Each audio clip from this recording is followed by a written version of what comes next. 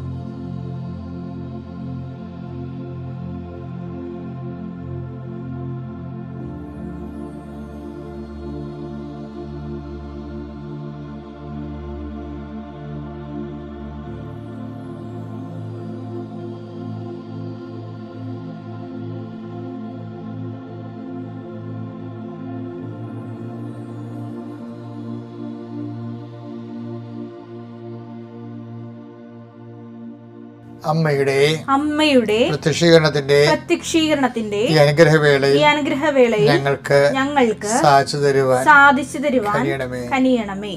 ആമേൻ. വിശ്വാസ പ്രമാണം. സർവശക്തനായ പിതാവും ആകാശത്തിന്റെയും ഭൂമിയുടെയും സൃഷ്ടാവുമായ ദൈവത്തിൽ ഞാൻ വിശ്വസിക്കുന്നു. അവിടുത്തെ ഏകപുത്രനും ഞങ്ങളുടെ കർത്താവുമായ ഈശോമിശിഹായിലും ഞാൻ വിശ്വസിക്കുന്നു. ഈ പുത്രൻ പരിശുദ്ധാത്മാവിനാൽ ഗർഭസ്ഥനായി കന്യകാമറിയത്തിൽ നിന്ന് പിറന്ന് പൊന്തിയോസ് പീലാത്തോസിന്റെ കാലത്ത് പീഡകൾ സഹിച്ച് കുരിശിൽ തറയ്ക്കപ്പെട്ട് മരിച്ച് അടക്കപ്പെട്ട് പാതാളങ്ങളിൽ ഇറങ്ങി മരിച്ചവരുടെ ഇടയിൽ നിന്ന് 3-ാം നാൾ ഉയർത്ത് സ്വർഗത്തിലേക്ക് എഴുന്നള്ളി സർവശക്തിയുള്ള പിതാവായ ദൈവത്തിന്റെ വലതുഭാഗത്തിരിക്കുന്നു. അവിടെ നിന്ന് ജീവിക്കുന്നവരെയും മരിച്ചവരെയും വിധിക്കുവാൻ വരുമെന്നും ഞാൻ വിശ്വസിക്കുന്നു. പരിശുദ്ധാത്മാവിലും ഞാൻ വിശ്വസിക്കുന്നു. വിശുദ്ധ കത്തോലിക്കാ സഭയിലും പുണ്യവാന്മാരുടെ ഐക്യത്തിലും പാപങ്ങളുടെ മോചനത്തിലും ശരീരത്തിന്റെ ഉയർപ്പിലും നിത്യമായ ജീവിതത്തിലും ഞാൻ വിശ്വസിക്കുന്നു. ആമേൻ.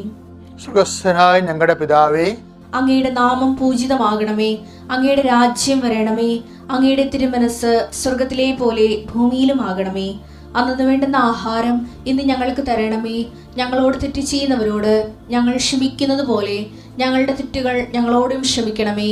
ഞങ്ങളെ പ്രലോഭനത്തിൽ ഉൾപ്പെടുത്തരുതേ, തിന്മയിൽ ഞങ്ങൾ രക്ഷിക്കണമേ. ആമേൻ. നന്മ നിറഞ്ഞ മറിയമേ, സ്വസ്തി. കർത്താവ് അങ്ങയുടെ കൂടെ സ്ത്രീകളിൽ അങ്ങ് അനുഗ്രഹിക്കപ്പെട്ടവളാകുന്നു. അങ്ങയുടെ ഉദരത്തിൻ ഫലമായി ഈശോ അനുഗ്രഹിക്കപ്പെട്ടവനാകുന്നു. പരിശുദ്ധ മറിയമേ, തമ്പുരാന്റെ അമ്മേ, പാപികളായ ഞങ്ങൾക്ക് വേണ്ടി ഇപ്പോഴും ഞങ്ങളുടെ മരണസമയത്തും തമ്പുരാനോട് അപേക്ഷിക്കണമേ. ആമേൻ. കർത്താവ് നിന്റെ ഉന്നതമായ നാമത്തിന് സ്വസ്ഥം ചെയ്യുന്നു. അങ്ങയുടെ വളർത്തച്ഛനും കേട്ടേക്കറുമായ പരിശുദ്ധ ഔഷപിതാവിൻ്റെ തിരുനാള്, സ്വർഗീയ കയറ്റ തിരുനാളാണ് ഞങ്ങൾ ഇന്ന് ആഘോഷിക്കുന്നത്. ഔഷപിതാവ് ചെന്ന ഇടത്തേക്ക് ഉള്ള യാത്രയാണ് ജീവിതമെന്ന് ഞങ്ങൾക്കറിയാം. എങ്കിൽ ഞങ്ങൾ ജീവിതത്തിൻ്റെ ഈ ഭൂമിയിൽ കഴിച്ചു കൂട്ടുമ്പോൾ ഒത്തിരിയേറെ അതിൻ്റെ ആയിട്ടുള്ള വ്യവഹാരിക ഞെരുക്കങ്ങളിൽ ഞങ്ങൾ അകപ്പെട്ടിട്ടുണ്ട്. ഔസേപ്പിതാവിനെ പോലെ ജീവിതത്തെ തണ്ടറ്റവും കൂട്ടിമുട്ടിക്കാൻ വേണ്ടി കഷ്ടപ്പെടുമ്പോൾ ദൈവമേൽപ്പിച്ച ജോലികളെ കൃത്യമായിട്ട് ചെയ്യാൻ വേണ്ടി പ്രതിബദ്ധതയോടെ അതിൽ സമർപ്പിതരാകുമ്പോൾ ഞങ്ങൾക്കുണ്ടാകുന്ന ഞെരുക്കങ്ങൾ വിശ്വാസ ഞെരുക്കങ്ങളായി കണ്ടുകൊണ്ട് തന്നെ സുവിശേഷ സാക്ഷിയായിട്ട് ജീവിക്കുവാൻ ഈ പ്രാർത്ഥനയിൽ പങ്കെടുക്കുന്ന എല്ലാ മക്കളെയും നീ അനുഗ്രഹിക്കണമേ, ആശീർവദിക്കണമെന്ന് പ്രാർത്ഥിക്കുന്നു. കർത്താവിൻ്റെ ഉന്നതമായ നാമത്തെ സ്തോത്രം ചെയ്യുന്നു. കർത്താവ് ഇന്ന് ഔസേപ്പിതാവിൻ്റെ തിരുനാളിൽ യാത്ര ചെയ്യുന്നവരെല്ലാവരെയും ഏറ്റവും കൂടുതൽ യാത്ര ചെയ്ത ഒരാളാണ്. ക്രിസ്തുവിനെ ലോകത്തിന് കൊടുക്കാനും കൈമാറാനും വേണ്ടി യാത്ര ചെയ്തൊരു മനുഷ്യൻ്റെ മാധ്യസ്ഥ നാൾ ആഘോഷിക്കുമ്പോൾ എല്ലാ യാത്രക്കാരും നീ ആശീർവദിക്കണമേ. യാത്രയിൽ ഭവനങ്ങളിൽ തിരിച്ചു വരുന്നവർ, ഈ രാജ്യം വിട്ടുപോകുന്നവർ, നമ്മുടെ നാട്ടിൽ നിന്ന് തൊഴിൽ നേടി പോകുന്നവർ, തൊഴിലിടങ്ങളിലേക്ക് പോകുന്നവർ, ജോലി സ്ഥലങ്ങളിലേക്ക് പോകുന്നവർ എല്ലാവരെയും തൊഴിലിനെ നീ ആശീർവദിക്കണമെന്ന് പ്രാർത്ഥിക്കുന്നു. തൊഴിലിനെ ലോകത്തിന് പോലെ സ്ഥാപനത്തിന് വേണ്ടി, പുനഃക്രമീകരണത്തിന് വേണ്ടി, രാഷ്ട്രത്തിന് പുനർനിർമ്മാണത്തിന് വേണ്ടി ദൈവരാജ്യത്തിൻ്റെ ചൈതന്യത്തോട് ദൈവത്തിൻ്റെ മഹത്വത്തിനായി നിറവേറ്റുവാൻ, നല്ല ഉത്തമ തൊഴിലാളിയായി ജീവിക്കുവാൻ, ചെയ്യുന്ന തൊഴിലിനെ ബുദ്ധിപരമാകാം, കായികമാകാം, മാനസികമാകാം, ശാസ്ത്രീയമാകാം, അഭിനയമാകാം, കഴിവുള്ള നൈപുണ്യമാകാം, എന്ത് തൊഴിൽ ചെയ്താലും ആ തൊഴിലിനെ ദൈവം തന്ന കഴിവാണ്. ലോകത്തിൻ്റെ നന്മയ്ക്ക് വേണ്ടിയും കർത്താവിൻ്റെ സൃഷ്ടികരണത്തെ പൂർത്തീകരണത്തിന് വേണ്ടി ദൈവത്തിൻ്റെ സ്വർഗത്തിൻ്റെ ഉപകരണമായി ദൈവം എന്നെ മാറ്റുന്ന സുവിശേഷ വേലയാണ് തൊഴിൽ കൈമാറ്റത്തോടെ നടക്കുന്നതെന്നുള്ള ബോധ്യത്തോടുകൂടി ദൈവത്തിൻ്റെ ആളായി നിന്നുകൊണ്ട് തൊഴിലിടങ്ങളിലെ സുവിശേഷ സാക്ഷിയാകാൻ എന്നെ സഹായിക്കണമേ. ഔസേപ്പിതാവ് ഞങ്ങൾക്ക് വേണ്ടി മധ്യസ്ഥം വഹിക്കണമേ. എൻ്റെ കർത്താവിൻ്റെ ഉന്നതമായ നാമത്തിൽ സഭയുടെ അധികാരത്തെ കുരിശിൻ്റെ അടയാളത്തിൽ ദൈവത്തിൻ്റെ ശക്തിയെ ഞാൻ എല്ലാ മക്കൾക്ക് വേണ്ടി പ്രാർത്ഥിക്കുന്നു. കുഞ്ഞുങ്ങളില്ലാത്തവർക്ക് വേണ്ടി പ്രാർത്ഥിക്കുന്നു. ഔസേപ്പിതാവിനെ എപ്പോഴും കാണുമ്പോൾ ഉണ്ണീശോയെ കയ്യിലെടുക്കുന്ന ഉണ്ണീശോനെ കാണുന്നത്, പക്ഷേ അതേസമയം ഞാൻ കുഞ്ഞുങ്ങളെ പ്രതി വേദന അനുഭവിക്കുന്ന മാതാപിതാക്കന്മാരുണ്ട്. കുഞ്ഞുങ്ങളെ വളർത്തുന്നതിൽ ഔസേപ്പിതാവിനെ പോലെ സങ്കടം അനുഭവിക്കുന്ന അപ്പന്മാരുണ്ട്. കുഞ്ഞുങ്ങൾക്ക് ആവശ്യമായ കാര്യങ്ങൾ എത്തിച്ചു കൊടുക്കാനും അവർക്ക് രോഗങ്ങൾ വന്നതിന് ശേഷം അവരെ സുഖപ്പെടുത്താനും കഴിവില്ലാതെ വിഷമിക്കുന്ന കുഞ്ഞുങ്ങൾക്ക് വന്നുപോയി രോഗങ്ങളെ ഓർത്ത് വേദനിക്കുന്ന മാതാപിതാക്കന്മാരുണ്ട്. അങ്ങനെ എല്ലാവരെയും ഈ സമയത്ത് നീ ഓർക്കണമെന്ന് പ്രാർത്ഥിക്കുന്നു. ഞങ്ങളുടെ കഴിവിനേക്കാൾ ഉപരി ദൈവത്തിൻ്റെ കൃപ പ്രവർത്തിക്കുന്ന ഉടമ്പടിയുടെ അടിസ്ഥാനത്തിൽ ഞങ്ങൾ പ്രാർത്ഥിക്കുന്നു. ദൈവമേ, സ്വന്തമായിട്ട് കഴിവ് നഷ്ടപ്പെട്ടവർക്ക് നിൻ്റെ കൃപ നൽകിക്കൊണ്ട് അവരുടെ കുഞ്ഞുങ്ങളെ സന്ധിക്കാനുള്ള കൃപയും നൽകണമെന്ന് പ്രാർത്ഥിക്കുന്നു. കർത്താവെ, മക്കളില്ലാത്തവരുണ്ട് കർത്താവെ, അവരെയും കർത്താവെ അങ്ങ് സന്ധിക്കണമെന്ന് പ്രാർത്ഥിക്കുന്നു. അവർക്ക് അവരുടെ മനസ്സിന് അനുഭവിക്കുന്ന പീഡകൾ കർത്താവ് ഒരിക്കലും നീ മക്കളെ കൊടുക്കത്തില്ല എന്നാണെങ്കിൽ, അവർക്ക് കിട്ടാതെ ജീവിക്കണമെന്നാണെങ്കിൽ മക്കളില്ലാതെ മഹത്വപ്പെടുത്താനുള്ള മാനസികാവസ്ഥ കൊടുത്ത് ആന്തരികമായ അഭിഷേകം നൽകി അവരെ ധന്യമാക്കണമെന്ന് പ്രാർത്ഥിക്കുന്നു. കർത്താവ് ഔസേപ്പിതാവ് മാതാവുമായിട്ട് കർത്താവ് രഹസ്യത്തിൽ ഉപേക്ഷിക്കാൻ വേണ്ടി തീരുമാനിച്ച കുടുംബപരമായ സംഘർഷാവസ്ഥകൾ അവിടെ ഉണ്ടാകുമ്പോഴും തന്നെ അവരുടെ നീതിയിൽ നിന്ന് വിട്ടുപോകാതെ നിന്ന് കർത്താവ് നീതിയിൽ നിന്ന് മാതാപിതാക്കന്മാർ വിട്ടുപോകാതെ നിൽക്കുകയാണെങ്കിൽ ഒരിക്കലും കർത്താവ് ഡൈവേഴ്സ് ഉണ്ടാവത്തില്ലെന്നറിയാം. ദൈവത്തിൻ്റെ തിരുസന്നിധിയിലെ സുവിശേഷത്തിനോടുള്ള വിശ്വസ്ത കാണിച്ചുകൊണ്ട് സ്വർഗരാജ്യത്തിൽ നീതിയിൽ ജീവിക്കാൻ ദമ്പതികളെ നീ അനുഗ്രഹിക്കണമേ, ആശീർവദിക്കണം പ്രാർത്ഥിക്കുന്നു. എൻ്റെ കർത്താവിൻ്റെ ഉന്നതമായ നാമത്തിൽ മക്കളെ ആസ്വദിക്കണം പ്രാർത്ഥിക്കുന്നു. കർത്താവിൻ്റെ ഉന്നതമായ നാമത്തിൽ മക്കളുടെ ജോലികളെ ആശീർവദിക്കണം പ്രാർത്ഥിക്കുന്നു. കർത്താവ് ഉന്നതമായ നാമത്തെ പഠനങ്ങളെ ആശീർവദിക്കണം പ്രാർത്ഥിക്കുന്നു. കർത്താവ് ഉന്നതമായ നാമത്തെ പരീക്ഷകളെ പ്രാർത്ഥിക്കുന്നു. കർത്താവ് ഉന്നതമായ നാമത്തെ പ്രത്യേകമായ കൃപയിലും വേദനയിലും സംഘർഷങ്ങളിലും രോഗപീഠകളിലും മാനസികാവസ്ഥകളും ഉറക്കമില്ലായ്മയും പ്രഷറിനും ഷുഗറിലും ഒക്കെ ജീവിക്കുന്ന മക്കൾ ആന്തരിക അവയവങ്ങളെല്ലാം കർത്താവ് സ്പർശിക്കണമെന്ന് പ്രാർത്ഥിക്കുന്നു. അടിപ്പിണർ പോലെ വൈതാക്രമ ദൈവികമായ സത്യം അവരിലേക്ക് ആവശ്യിക്കുകയും കർത്താവ് ഉച്ചമുതൽ ഉള്ളം കലവരെ കർത്താവ് രക്തം പരിസരിക്കുകയും ആന്തരികമായി അവരും ബാഹ്യമായും കർത്താവിൻ്റെ നാമത്തിൽ സുഖം പ്രാപിക്കുകയും ചെയ്ത് പ്രാർത്ഥിക്കുന്നു. എൻ്റെ കർത്താവ് ഉന്നതമായ സമാധാനമില്ലാത്ത കുടുംബങ്ങളെ കർത്താവ് സമാധാനം ക്രിസ്തുവിനെ സ്വീകരിക്കുന്നതിലൂടെയാണ് ലഭിക്കുന്നുണ്ടെങ്കിൽ തിരുകൃപ ലഭിച്ച സമാധാനത്തിൻ്റെ അവകാശികളായി ഞങ്ങളെ നീ അനുഗ്രഹിക്കണം പ്രാർത്ഥിക്കുന്നു. എൻ്റെ കർത്താവിന് ഉന്നതമായ നാമത്തിൽ സഭയുടെ അധികാരത്തിൽ കുരിശിൻ്റെ അടയാളത്തിൽ ഇന്ന് ഓരോ വിഷയം തുടങ്ങി വെക്കുന്നവരെ ആശീർവദിക്കണമേ. ഇന്ന് ഓരോ വിഷയവും അവസാനിപ്പിക്കുന്നവരെ ആശീർവദിക്കണമേ. എല്ലാം ദൈവത്തെ ആരംഭിക്കുവാനും അവസാനിപ്പിക്കുവാനും ഞങ്ങളുടെ സുവിശേഷത്തിൻ്റെ നീതി ഉപകരണങ്ങളുമാക്കി പ്രാർത്ഥിക്കുന്നു.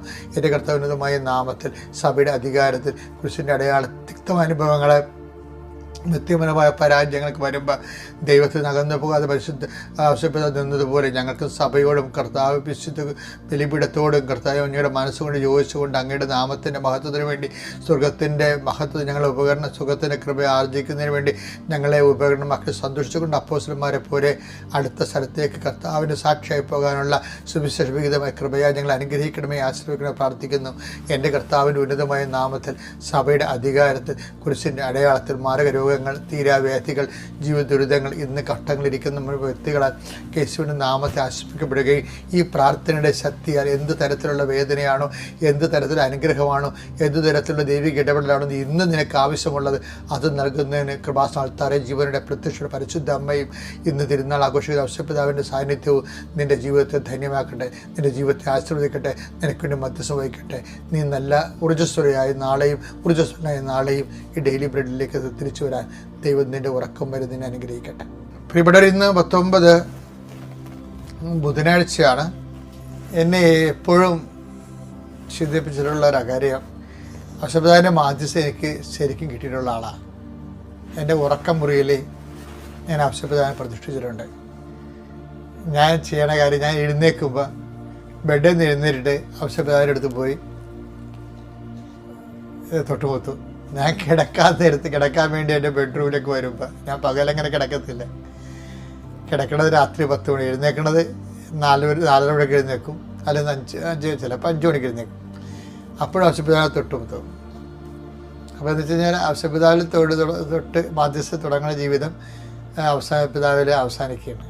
കാര്യം നമ്മൾക്ക് നല്ല മരണത്തിന് വേണ്ടി ഔഷധപിതാവിനെ തന്നെയാണല്ലോ നമ്മൾ മാധ്യസ്ഥമായിട്ട് വെച്ചിരിക്കുന്നത്. എനിക്കെപ്പോഴും ഔഷധപിതാവിനെ കുറിച്ച് പറയുമ്പോൾ ഭയങ്കര സന്തോഷം തോന്നും. എന്ന് വെച്ചാൽ ഔഷധപിതാവ്, ബൈബിളിലൊരു വാക്കുണ്ടേ, ജോസഫിനെ അറിയാത്ത ഒരു അധികാരി വന്നെന്ന്. എന്നിട്ടും ജോസഫ് ജീവിച്ചില്ലേ? അതുപോലെ ഔഷധപിതാവ്.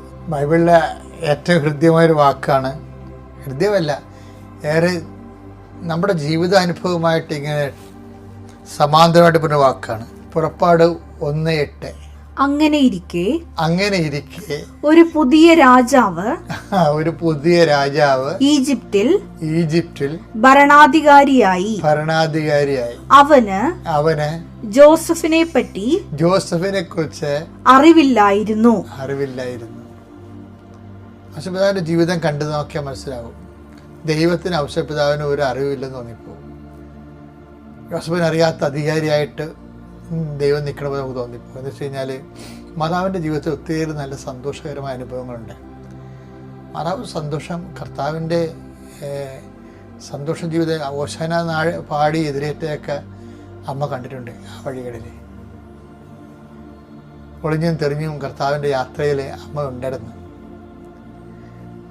കർത്താവ് ഉയർത്തെഴുന്നേറ്റതും മേരി മേട്ടലിനൊക്കെ സുഗന്ധക്കൂട്ടൊക്കെ വെളുപ്പിനെ മുട്ടും തട്ടും ഒക്കെ ഉണ്ടാക്കി അതൊക്കെ കൂട്ടിയെടുക്കണതൊക്കെ അമ്മ ഉറക്കത്തിൻ്റെ ഇടയിൽ കേൾക്കുന്നുണ്ടായിരുന്നു. അപ്പോൾ അമ്മയുടെ ഉള്ളിൽ ചിരിയുണ്ടായിരുന്നു. കർത്താവ് ഉയർത്തുന്നതിൻ്റെ കാര്യം അമ്മയോടല്ലേ ആദ്യം പറഞ്ഞത്. ആ യാക്കോബിൻ്റെ ഭവനത്തിൽ അവൻ്റെ രാജ്യത്തിന് അവസാനം ഉണ്ടാകത്തില്ലെന്ന് അമ്മയോടല്ലേ മംഗളവാർത്തയിൽ ആദ്യം പറഞ്ഞത്. അപ്പം അമ്മ അത് വിശ്വസിച്ചു എന്നല്ലേ ഉത്സവത്തിലൂടെ പരിശുദ്ധാത്മ പറഞ്ഞത്. കർത്താവിനെ ആലോചിച്ച കാര്യം നിറവേറുന്നു വിശ്വസിച്ച് നീ ഭാഗ്യവതി എന്നല്ലേ പറഞ്ഞത്.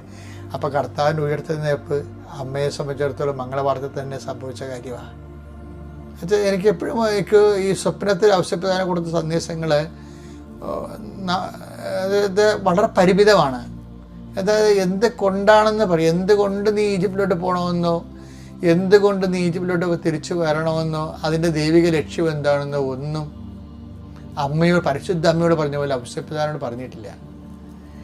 എന്നിട്ട് ഈ മനുഷ്യൻ പരിശുദ്ധ അമ്മ, എല്ലാം അറിയാവുന്ന പരിശുദ്ധ അമ്മയെപ്പോലെ ഒന്നും അറിയാത്തവനായിരുന്നിട്ട് പോലും അറിയാവുന്ന പോലെ ജീവിച്ചു എന്നുള്ള കാര്യമുണ്ടല്ലോ, ഒരു വല്ലാത്ത സംഭവമാണ്. അമ്മയ്ക്ക് ഇതിനെക്കുറിച്ചൊക്കെ നല്ലവണ്ണം അറിയാമായിരുന്ന പരിശുദ്ധാത്മാവ് തന്നെ പറഞ്ഞില്ലേ എലിസബത്തിലൂടെ, മേരി കർത്താവ് അളിച്ചത കാര്യങ്ങളൊക്കെ വിശ്വസിച്ചില്ലേ, നീ ഭാഗ്യവതിയാണെന്ന് പറഞ്ഞില്ലേ. ചില സമയത്ത് നമുക്കൊരു അടയാളമില്ലാത്ത കാലം ഉണ്ടാകും. ഔഷധപിതാവിൻ്റെ ജീവിതത്തിൽ ഒരു അടയാളമില്ലാത്ത ജീവിതമാണ്. ഒന്നും കണ്ടില്ല. അമ്മ എല്ലാ അടയാളം കണ്ടു, ഔഷധപിതാവ് ഒരു അടയാളം കണ്ടില്ല, എന്നിട്ടും വിശ്വസിച്ചു. അതാണ് അദ്ദേഹത്തെ നീതിമായെന്ന് സ്വർഗം പറയണത്. കാര്യം അത് സ്വർഗരാജ്യത്തിൻ്റെ നീതിയാണ്. ഔഷധപിതാവ് ഫോളോ ചെയ്യണത് സ്വർഗരാജ്യത്തിൻ്റെ മൂല്യങ്ങളാണ്. നീതിയും സമാധാനവും എന്നൊക്കെ പറയും. റോമ 14:17. കാരണം ദൈവരാജ്യത്തിന്റെ മൂല്യം കണ്ടില്ലേ? കാരണം ദൈവരാജ്യം എന്നാൽ ഭക്ഷണവും പാനീയവുമല്ല, പ്രത്യുത അത് ലോകരാജ്യത്തിൻ്റെയാണ് ഭക്ഷണവും പാനീയം വരണം. പ്രത്യുത നീതിയും സമാധാനവും ദൈവ മനസ്സ് നിറവേറ്റുന്ന നീതിയുണ്ട്, ദൈവനീതിയാണത്. നീതിയും സമാധാനവും അത് നിറവേറ്റുമ്പോൾ നമുക്കുണ്ടാകുന്ന സമാധാനവും പരിശുദ്ധാത്മാവിലുള്ള ദൈവത്തെ മഹത്വത്തിന് വേണ്ടി അത് ഉപയോഗിക്കുമ്പോൾ നമുക്കുണ്ടാകുന്ന പരിശുദ്ധാത്മാവിന്റെ സന്തോഷവുമാണ്. അപ്പൊ ആ ദൈവരാജ്യം നമ്മൾ തന്നെയാണെന്ന് അർത്ഥം. ഈ ദൈവരാജ്യം നമ്മൾ തന്നെയാണെന്ന് ഈശോ പറയുന്നില്ലേ? അത് ദൈവരാജ്യം നമ്മൾ തന്നെ ആകുന്നതിൻ്റെ ആളുരൂപമാണ് ഈ ഔഷപിതാവ് എന്ന് പറയുന്ന ആള്. അതിൻ്റെ മോഡലാണ്. ഈശോ ദൈവരാജ്യത്തിന് വേണ്ടി കുഞ്ഞുങ്ങളെടുത്തില്ലേ? ഞാൻ നിങ്ങളുടെ മുമ്പിൽ ഔഷപിതാവിനാണ് എടുത്തു പറയണത്, ദൈവരാജ്യത്തിൻ്റെ മോഡലായിട്ട്. ഇത് കണ്ട് നമുക്ക് വളരാം, ഇത് കണ്ട് ക്രിസ്തുവിനെ വളർത്താം, ക്രിസ്തുവിനെ ലോകത്തിന് കൊടുക്കാം. ദൈവം നമ്മൾ അനുഗ്രഹിക്കട്ടെ.